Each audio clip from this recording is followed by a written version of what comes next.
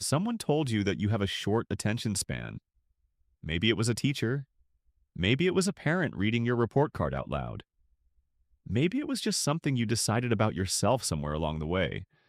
After enough afternoons staring at a textbook with nothing going in, after enough lectures you walked out of with zero memory of what was said. And at some point, you started to believe it. I did too. I sat through years of school convinced there was something slightly off about my brain, that everyone around me could just sit and focus and I couldn't.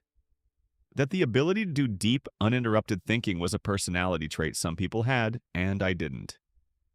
Nobody told me this when I was 17. So I'm telling you now, the attention span story? It's not true. It never was. This is part 5 of the Indistractable series. Here's the thing that took me longer than it should have to figure out. There's a 31-year study, not a survey, not a poll, a properly measured 3-decade study tracking the actual attention spans of students over time using standardized tests. And the result? No decline. None. Kids in 1990 had essentially the same capacity for focus as kids do today. The brain didn't change. The story about short attention spans, the one your teachers tell, the one news articles run every September, the one you've been carrying around like a diagnosis, isn't backed up by the data. So if the brain didn't change, what did? The environment did. And this is the part nobody talks about clearly enough. Your focus didn't disappear. It got systematically dismantled by the two environments you spend most of your time in. One is institutional, one is social, and neither of them was designed with your ability to think deeply in mind. Let's start with the one that's hardest to argue with. School. You're 16, 17, maybe 19 years old. You sit in a building for 6 to 8 hours a day. But here's what that actually looks like from the inside. You arrive. You sit for 45 minutes while someone talks at you about chemistry. A bell rings. You move rooms. Now it's history. Another bell. Now it's maths, now English, now PE. You go home with homework in 6 different subjects, each one requiring a completely different kind of thinking, and you're expected to switch between all of them the same evening. You ever sit down to study and feel like your brain just won't land anywhere? Like you open your notes and something keeps pulling your attention sideways and you can't figure out why. That's not a focus problem. That's what context switching does to a brain that's been trained to change subjects every 45 minutes since the age of 5. Here's what the research actually shows about human attention. Sustained focus, the kind that produces real understanding, real progress, has a natural ceiling of around 25 minutes before the brain needs a reset. Not an hour, not 90 minutes. 25 minutes. School periods run 45 to 90 minutes. Your homework expects you to sit for 2, 3, 4 hours. The format was never designed around how the brain actually works. It was designed around how to move large numbers of students between rooms efficiently. Focus wasn't part of the brief. And the cruelest part? When you can't do it, and when you sit at your desk for an hour and your mind keeps drifting and nothing sticks. The system tells you that's your failure, your discipline, your attention span. It isn't. It never was. The environment broke first, you adapted. But here's where it gets more uncomfortable. Because the school system is at least something you can point to. It's external, it's institutional, and there's a clear gap between what it demands and what the brain can do. You can see it once someone shows it to you. The second environment is harder because it involves the people you actually like. I watched a friend of mine, and I won't use his name, spend 3 years convinced he just wasn't smart enough to do deep work. He'd sit in the library to study. Good intentions, notebook out, headphones in. But he always sat with the same group of people. And that group wasn't studying. They were on their phones, laughing at things, half present. And within 20 minutes, he was too. Every single time. He thought the problem was him. That he couldn't focus even in a library, even with the right setup, even when he genuinely wanted to. What he didn't know is that there's a name for what was actually happening. attention contagion. It works like this. When you're in a room with people who are distracted, scrolling, drifting, half-focused, your brain picks up on it, not consciously, not because you decided to match their energy. It happens below the level of awareness, through a mechanism researchers call social mirroring. Your nervous system reads the attention level of the people around you and quietly calibrates to match it. University researchers tested this directly.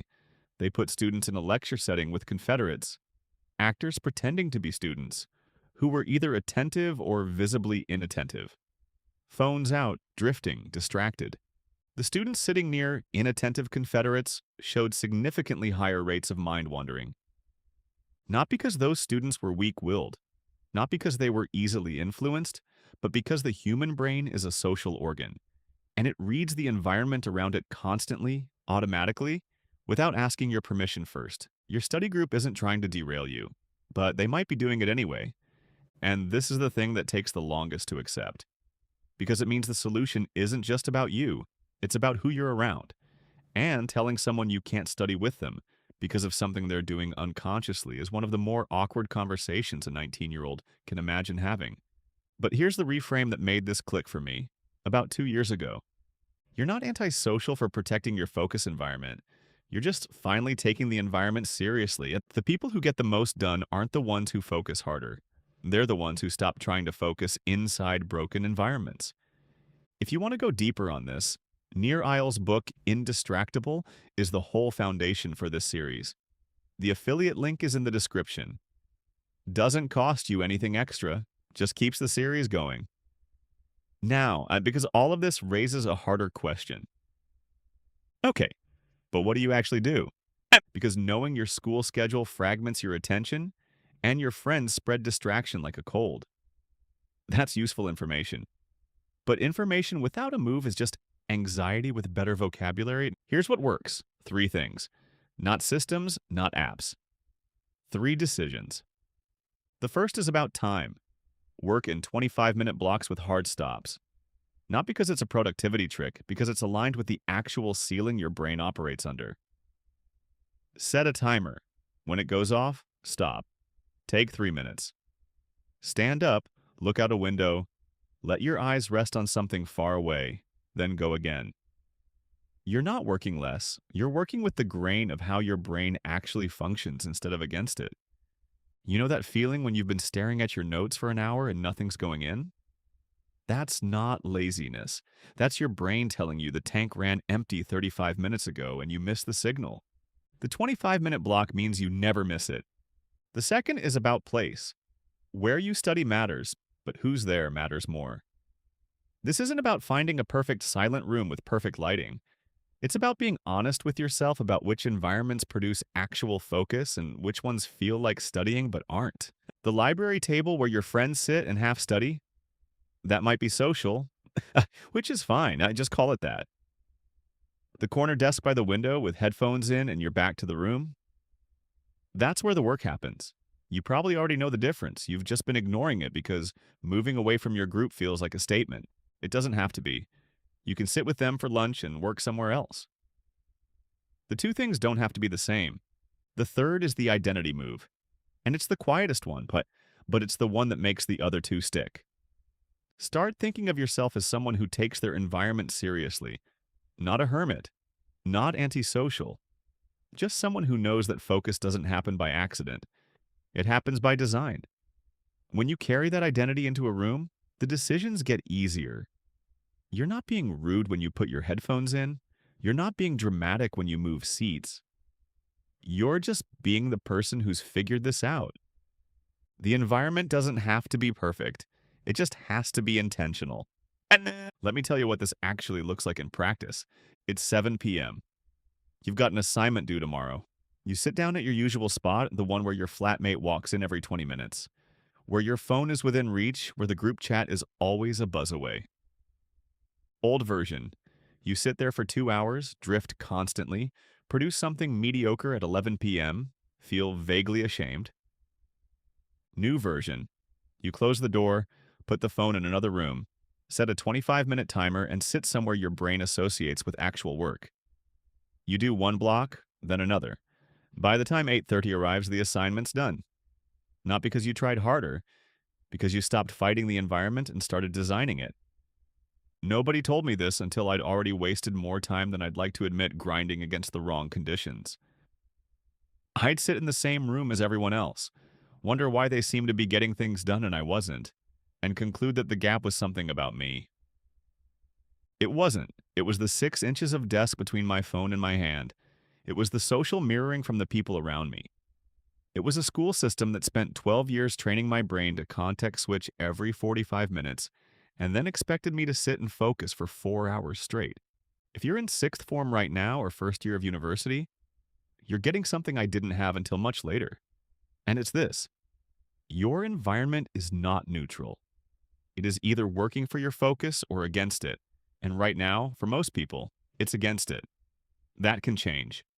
Starting tomorrow, here's what this series has covered so far and where this video sits in it. The distraction was never the phone, it was the internal trigger. The discomfort you were escaping before you ever picked it up. The to-do list was measuring output you can't control. The fix was protecting input, time scheduled around your values, not your tasks. The notifications were a designed system. The fix was flipping the default. Silence first, opt in deliberately. Willpower kept failing at the moment it was needed most. The fix was the pre-commitment pact, setting the lock before the temptation arrived. And this video, the environment was broken before you were. The school format was never designed for deep focus. The people around you are spreading distraction below the level of awareness. Neither of those things is your fault, but now that you know, the environment is yours to design. So here's the one thing to take into tomorrow. Next time you sit down to work and your focus keeps slipping, before you blame yourself, look left and right. Look at your phone. Look at the room. Look at who's there. Ask, is this environment built for focus or against it? That question, asked honestly, is worth more than any productivity app you'll ever download. And when you put it all together, stop blaming your brain for failing in environments that were never designed for it. Design the environment. Protect the 25 minutes. Be honest about who you work near. Do those 3 things consistently, and I promise you, the focus you've been chasing will start to feel like something you actually have. We're not done. This is part 5 of the Indistractable series. The final video covers the people closest to you, and the one conversation most people never have, because they don't know they're allowed to. It's about how to protect your focus inside the relationships that matter most, without damaging them. If you don't want to miss it, you know what to do.